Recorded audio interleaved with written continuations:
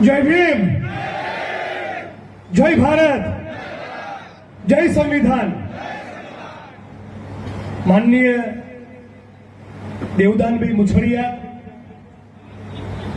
अजयभाई माळवी, मंच पर उपस्थित साथी डीडी सोलंकी, अमरेली थी अशोकभाई चावड़ा, तमाम आखो सम्माननीय मंच अमारा मारूभाई पोरबंदरना प्रमुख श्री, आप तमाम ऑडियंस में बैठेला पत्रकार मित्रों, पाचड़ पोलीसना साथियों, सौ वडीलो मित्रों, मुरब्बीओ ने युवानो,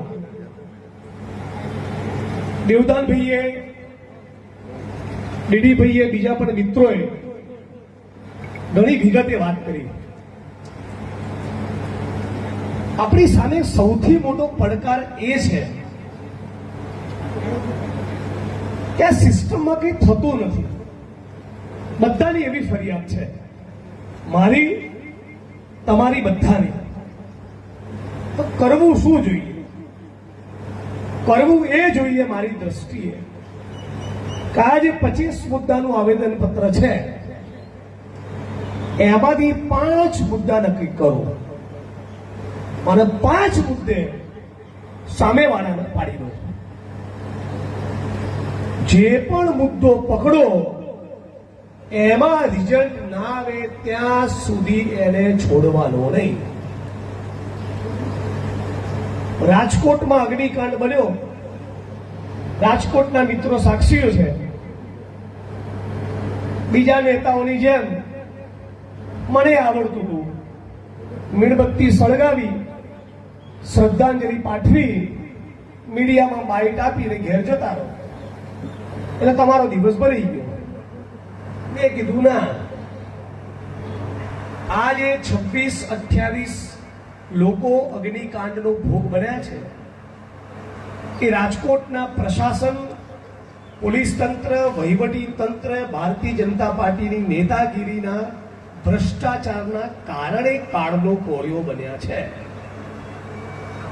એમાં 2-4 મજબૂત માણસોને ફિટ ના કરીએ, સેન્ટ્રલ જેલનો સળિયો ના બતાવીએ ત્યાં સુધી રાજકોટ છોડવાનું નહીં।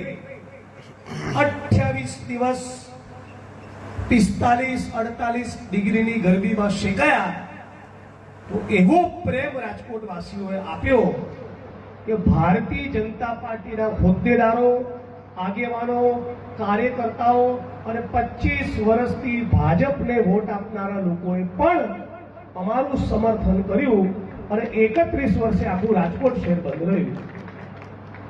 એમાં તમામ જૂનાગઢ વાસીઓને મારી મિત્ર તરીકે, ભાઈ તરીકે, પરિવારના સદસ્ય તરીકે એક નાનકડી સલાહ, એક સૂચન, આ 25 મુદ્દામાંથી કોઈ પણ 3 મુદ્દા કે 5 મુદ્દા કે 10 મુદ્દા નક્કી કરી એમાં પરિણામ ના મળે ત્યાં સુધી કલેક્ટર કચેરી જૂનાગઢનો કે મ્યુનિસિપલ કચેરી જૂનાગઢનો દરવાજો છોડવો નહીં।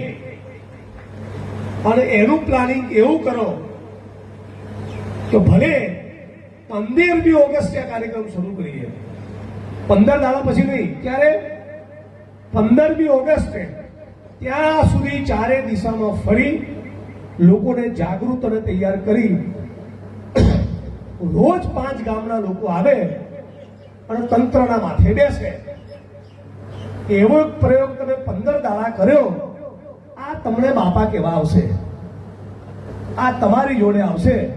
હવે દેવદાનભાઈ બસ, હવે અજયભાઈ છોડો, આ બધા માટી પગા છે, કાચના ઘરોમાં રહે છે, સત્તાધારી પાર્ટીના 1 નંબરના ચાપલુસ છે, પૂંજીપતિ ઉદ્યોગપતિઓના દલાલો છે।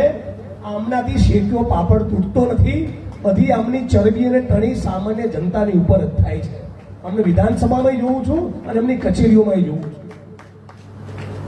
એમના ધંધા ને એમની કરતૂસો વિશે એમના પરિવારના લોકો જાણે ને તેમને એવું થઈ જાય કે શેના માટે તમે પરીક્ષાઓ પાસ કરી, આ જીપીએસસી ને પીએસસી, એમના પરિવાર લોકોને એવું થઈ જાય। હમણાં મને જે આવેદનપત્ર આપ્યું એના 2-4 મુદ્દાઓ પર પ્રકાશ પાડુની પહેલા તમારા આઈજી સાહેબને થોડુંક હોમવર્ક આજે આપતો જોઉં। બહુ સરસ રીલ એમની બની હતી, ઇન્સ્ટાગ્રામમાં મેં જોઈ હતી. આમ ટાઈટ થઈને બોલતા હતા, ખબરદાર મારી રેન્જ છોડી દેજો.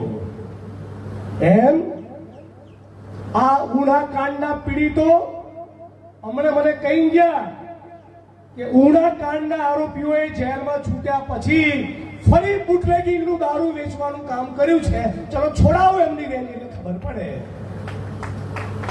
છોડાવો એમની રેન્જ.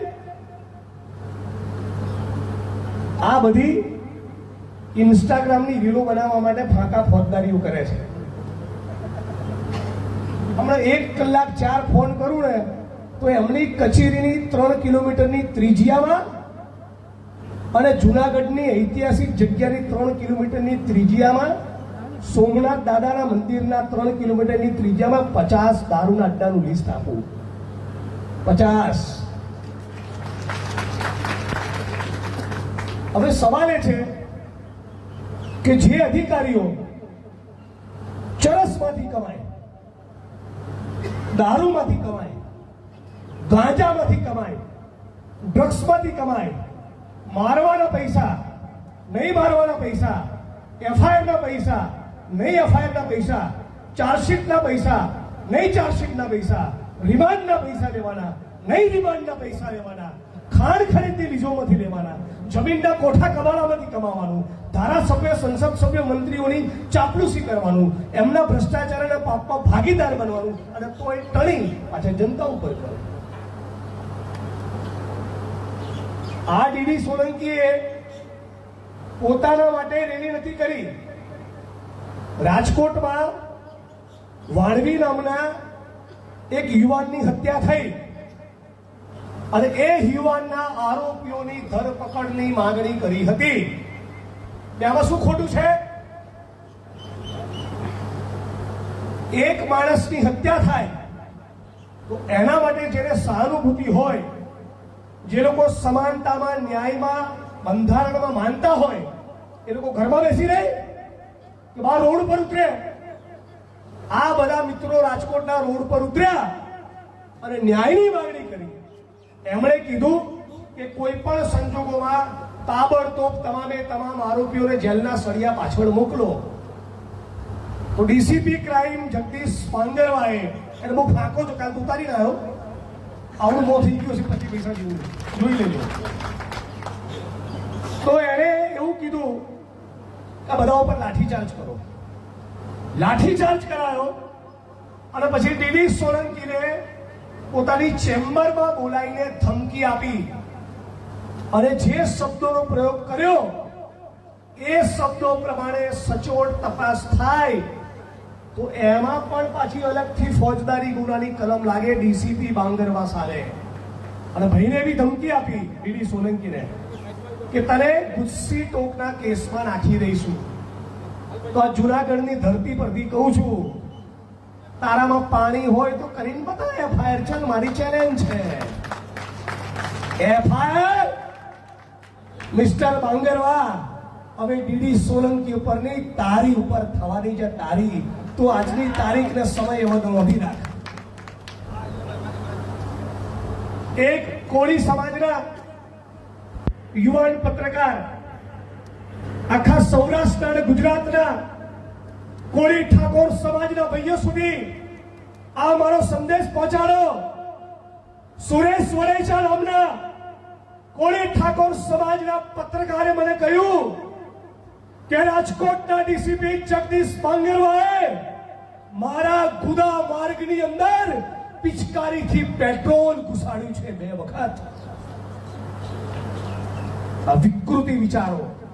આપણે સવાલ થાય કે તમે હૈદરાબાદમાં અને મસૂરીમાં આ તમે શેની ટ્રેનિંગ લેવા જાઓ છો? બંધારણની કે આવી વિકૃત કરતૂતો કરવાની? તમને શું તાલીમ મળી છે તમારા પરિવારમાં? તમને શું સંસ્કાર મળ્યા છે તમારા ફેમિલીમાંથી? તમને શું સંસ્કાર મળ્યા છે તમારા પોલીસ તંત્રમાંથી? તમે એક યુવાનના ગુદા માર્ગમાં પેટ્રોલ નાખો, એનો પગ તોડી નાખ્યો, એને નગ્ન કરીને ઊંધો લટકાઈને 4 કલાક સુધી માર્યો, એવું દીકરાએ પોતે મને કહ્યું. રાજકોટ ક્રાઇમ બ્રાન્ચ વિશે હમણાં જ પત્ર લખ્યો. હમણાં થોડાક સમયમાં તમારી વચ્ચે રમતો કરીશ અને ગુજરાતના મુખ્યમંત્રીને રૂબરૂ મળીને આવ્યો છું કે રાજકોટની ક્રાઇમ બ્રાન્ચ વિશે તો એવી માહિતી મળી છે કે ક્રાઇમ બ્રાન્ચની અંદર 2 આરોપીઓને એકબીજા સાથે મુખ મૈથુન કરાવવામાં આવે છે. 2 આરોપીઓને એકબીજા સાથે ગુદા મૈથુન કરાવવામાં આવે છે. ગુસ્સી ટોકના એક આરોપીનો પગ તોડી નાખ્યો અને ગુસ્સી ટોકના બીજા આરોપીની કિડની ફેલ કરી નાખી. આ છે રાજકોટની ક્રાઇમ બ્રાન્ચ. આવતીકાલે રાજ્યના મુખ્યમંત્રી માનનીય ભૂપેન્દ્રભાઈ પટેલ રાજકોટ આવવાના છે. તો અમને આ સભાના મંચ પરથી વિનંતી કરું છું કે 1 ટકો પણ તમારી સરકારમાં સંવેદના બચી હોય તો તમે 24 કલાકની અંદર આ ડીસીપી જગદીશ પાંગરવા અને જે પણ આ કરતૂત એમની સાથે સામેલ છે, જે પણ એમની વિકૃત કરતૂતોમાં સામેલ છે, બધાની સામે ફોજદારી ગુનો દાખલ કરી એમની પાછળ ધરપકડ કરી એ જ ક્રાઇમ બ્રાન્ચમાં જે હરકતો કરી ત્યાં જ ડીસીપી પાંગરવાને રિમાન્ડ ઉપર લેવો જોઈએ. તો આખા ગુજરાતમાં અને દેશમાં મેસેજ જાય કે આરોપીની સાથે પણ ગુદા માર્ગનો પેટ્રોલ નાખવા જેવી હરકતો થઈ શકે નહીં. આજે દેવદાનભાઈએ બહુ પીડા સાથે કહ્યું કે મ્યુનિસિપલ કમિશનર દલિત સમાજના, કલેક્ટર દલિત સમાજના, ભારતીય જનતા પાર્ટીના જિલ્લા પ્રમુખ દલિત સમાજના અને બીજા પણ કોઈ અધિકારી કે દલિત સમાજના હશે, પ્રભારી મંત્રી. મિત્રો, એક વસ્તુ સમજી લો, આ બધા માણસોનું હોવું નહીં હોવું તમારા ને મારા માટે એક સમાન છે. 4000 વીઘા જમીનના કબજા મેં ખાલી કરાયા. આ અમરેલીના ભાઈ આ પહેલી લાઈનમાં બેઠા છે, મારું બી ઉભા થાવ અને અશોકભાઈ ચાવડા હાથ ઊંચો કરો, આ બંને સાક્ષી છે. હમણાં 790 વીઘા ખાંભામાં ખાલી કરાયા. દલિત સમાજ સિવાયના પ્રાંત અધિકારી, કલેક્ટર ને એસપી સામે જેટલું લડવું પડે છે એટલું જ દલિત સમાજના અધિકારીઓની સામે પણ લડવું પડે છે. હજી constable, head constable, ASI, PSI, PI સુધીના અધિકારીઓનું જમીર જીવે છે. પણ એકવાર આઈએસ આઈપીએસ થયા એટલે એને તમારે ભૂલી જવાનું. પછી એને સમાજ યાદ આવે ક્યારે 58મું વર્ષ શરૂ થાય, નિવૃત્તિનું વર્ષ શરૂ થાય ત્યારે એને સમાજ યાદ આવે અને ત્યારે હજી કે હજી હું ગામમાં જઈને કે હજી હું મોટાનું મટન ખાઉં છું. પછી તેજસ્વી તારલાના સન્માનમાં 21,000 લખાવે અને 51,000 લખાવે સમાજના સમૂહ લગ્નની અંદર અને ધીમે રહીને સમાજને એન્ટ્રી મારે. એક કમલમમાં જાય અનામતની ટિકિટ લેવા, એક અમારા રાજીવ ગાંધી ભવનમાં આવે દાડી લીમડાની ટિકિટ લેવાની, એક લોસારવાની ટિકિટ મળે.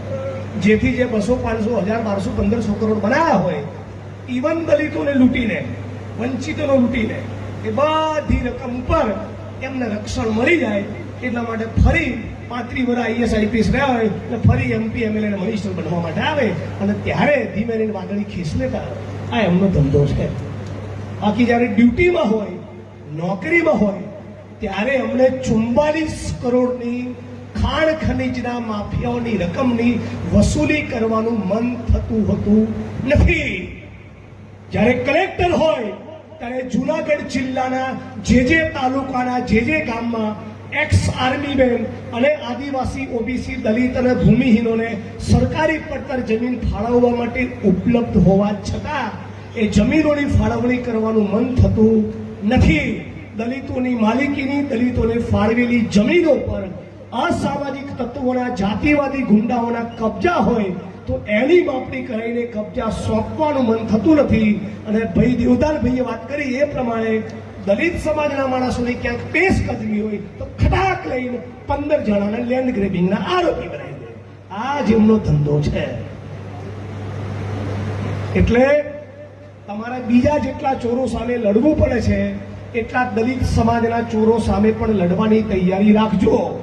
એ તમારા થયા નથી, તમારા થવાના નથી. એ બધા ધૃતરાષ્ટ્ર મૌન ધારણ કરીને બેઠેલા છે. અને આ બધા એક નંબરના ફાટણિયાઓ છે, ફાટણિયાઓ. એમનાથી શેઠિયો પાપડે તૂટતો નથી. હમણાં ગાંધીનગરથી ફોન આવે ને તો તલાટીની બદલી એ ના કરે. એમની કોઈ એક્શન લેવાની કોઈ હેસિયત કે કોઈ ઓકાત હોતી નથી. તમે મને કહો, અડધી રાતે તમે મને ફોન કરી શકો કે ના કરી શકો? બોટાદમાં, ભાવનગરમાં, જુનાગઢમાં, સુરેન્દ્રનગરમાં, પાટણમાં, બનાસકાંઠામાં, મહેસાણામાં, કચ્છમાં, સુરતમાં, રાજકોટમાં, અમદાવાદમાં, પોરબંદરમાં, જામનગરમાં કોઈ ખૂણો બાકી રાખ્યો છે જ્યાં દલિતો, પીડિતો, શોષિતો, વંચિતો માટે જઈને ઊભો ના રહ્યો હોય? તો તમે જે કોન્ફિડન્સથી મને કહી શકો છો, એવા કોન્ફિડન્સથી તમે કહી શકો કે આ આપણું કામ કરશે, એવા એક દલિત સમાજના આઈએસ આઈપીએસ નું નામ આપો. કોઈ નહીં. એટલે આપણે શું કરીએ છીએ, યુપીએસસી પાસ કરે ને કોઈ માણાવદરમાંથી, એટલે આપણે આવી સભા રાખીને એનું સન્માન કરીએ અને ટ્રેનિંગ લઈને આવે. એટલે શું નામ હતું આપણું? ઓહો, ભાષા બદલાઈ ગઈ. હે, એટલે તારો બાપો દાળીઓ હતો, ભૂલી ગયો? તારો બાપો દાળીઓ હતો, મરેલું ઢોર ફાડતો હતો, ઉભરાતી ગટરમાં ઉતરતો, ગામની બહાર તારો સમાજ રહે છે, ભૂલી ગયો? ભૂલી ગયો? અમદાવાદના સરસપુરની ગુમતીપુરની ચારીમાં તારો બાપો પેલે મંજુશ્રી મિલમાં જતો હતો અસારવાની, પણ ભૂલી જાય છે. એટલે આ બધાને તમે ભૂલી જાઓ એટલું કહેવા આવ્યો છો. અને બીજાની સામે લડતા હોય એવું જ કટકટાઈને લડો અને જ્યાં મારો ઉપયોગ થાય ત્યાં કરો. અને તમને સીએમ જોડે લઈ જઈશ અને કહીશ આવા લબુકિયા ઠંઠાઓને કાઢો અહીંથી. હમણાંથી કઈ નહીં થાય. તમે કોઈ મોટા કોર્પોરેટ કંપનીના માલિક કે મોટા બિઝનેસ ટાઇકૂન કે ઉદ્યોગપતિઓનું દબાણ હોય અને કદાચ ના ખાલી કરાવી શકો તોય હું સમજુ. હા, 2% જાતિવાદી કોઈ ગુંડો હોય ને એનું દબાણ ખાલી ના કરો. મરી જાઓ, મરી. અરે કાયરો મરી જાઓ. જેના તમે ઓફિસરો થયા છો, તમારા લક્ષણ જ ઓફિસર થવાના. ઓફિસરનું ગૌરવ કેવું હોય? કોઈ પણ પોલિટિશિયનને બી ના પાડી દે એનો ઓફિસર કહેવાય. મેં એવા કોન્સ્ટેબલો જોયા છે, મેં એવા પીએસઆઈ ને પીઆઈ જોયા છે, અને આજે પણ આ ગુજરાતમાં છે જેનામાં આઈપીએસ આઈએસ અધિકારીઓ કરતા 100 ગણું વધારે પાણી, એનામાં 100 ગણી વધારે ખુમારી હોય. પણ તકલીફ શું છે? સ્ટેટ મોનિટરિંગ સેલ વાળા દારૂ અડ્ડાની જયારે રેડ પાડે ત્યારે એસપી ના આઈજી નું કઈ ના થાય અને વિકેટ ભાડે ખાલી પીએસઆઈ પીઆઈ ને કોન્સ્ટેબલ.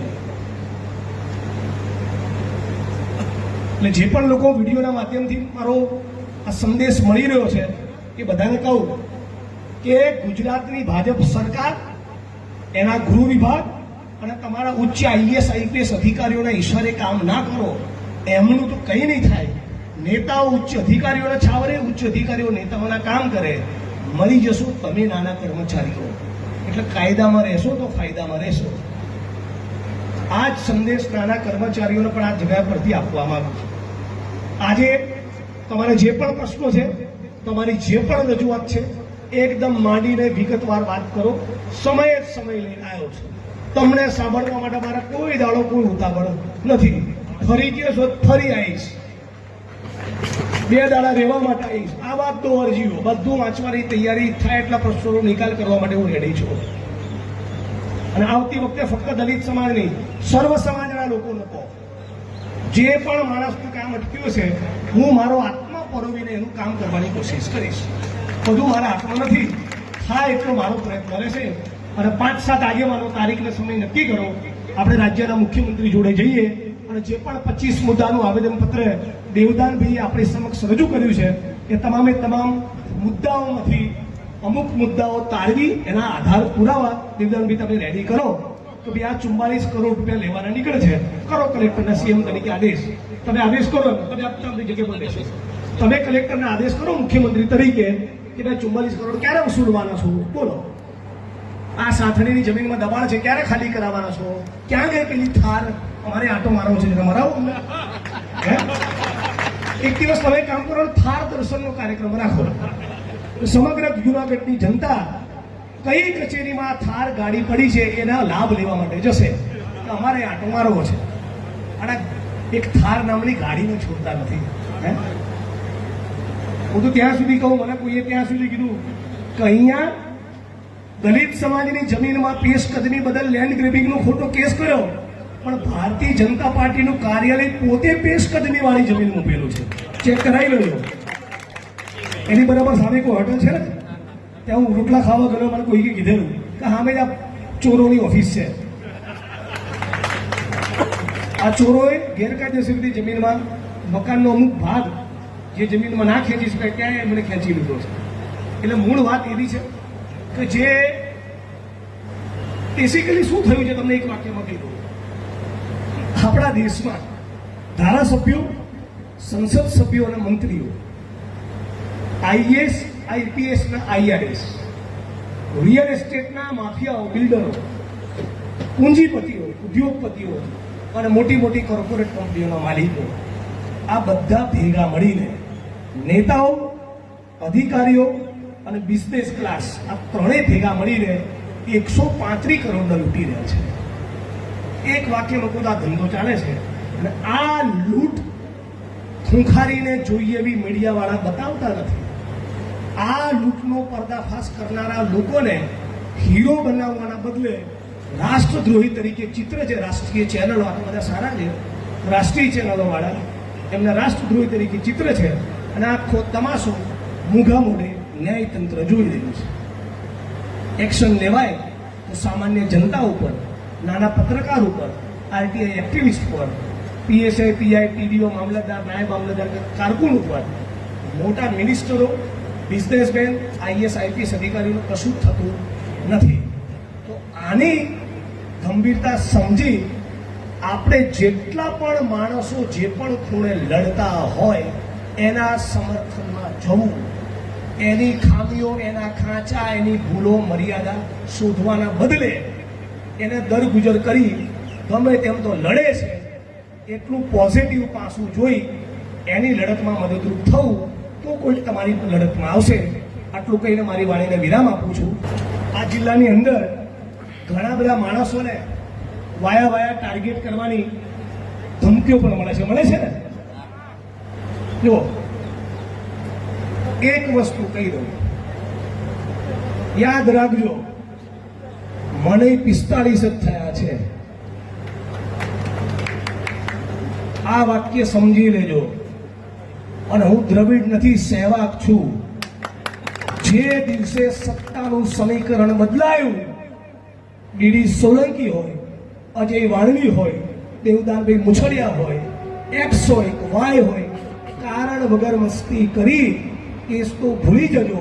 છણકો બી કારણ વગર કર્યો તો તમારા છોડા ના કાઢી નાખું તો મારું ઇનામ મેવાડી નહીં. આજે તારીખનો સમય વધી ગયો. અને અંગ્રેજીમાં એક કહેવત છે, કહેવત નથી પણ કાયદાની ફિલોસોફી છે, ક્રાઇમ નેવર ડાઈસ.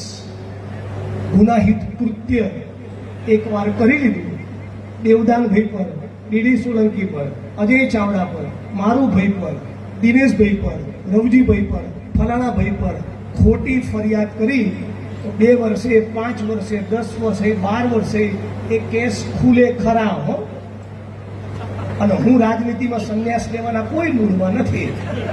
ધ્યાન રાખજો, ખોટી મસ્તી મારા મિત્રો જોડે, મારી આગળ બેઠેલા, પાછળ બેઠેલા, ડાબે બેઠેલા, જમણે બેઠેલા સિવાય કે ખરેખર કોઈ ક્રિમિનલ કૃત્ય કરે, બાકી ખોટી મસ્તી ડરાવવાની કોશિશ તો કરતા જ નહીં. પૂછી લેજો પેલા પાંગરવાના, ખબર પડી જશે. એટલે બધી મસ્તીઓથી બચી દો એટલું સારું છે. જય ભીમ, જય ભારત. લડેંગે, જય ભારત.